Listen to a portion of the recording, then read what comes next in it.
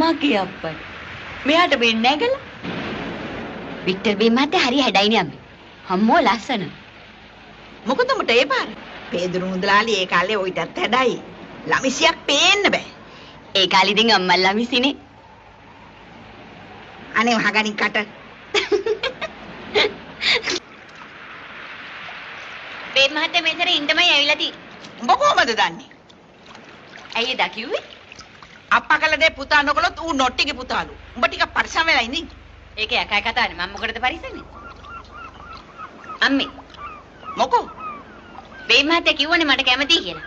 කැමතියි කියලා? ඉතින් උඹ මොකෝ කිව්වේ? මම මොකුත් කිව්වේ නෑ. මම මොනා කියලාද කියන්නේ? පිස්සු නැතුව ඉඳින්. වැඩේ වල් කරගන්න නැතුව.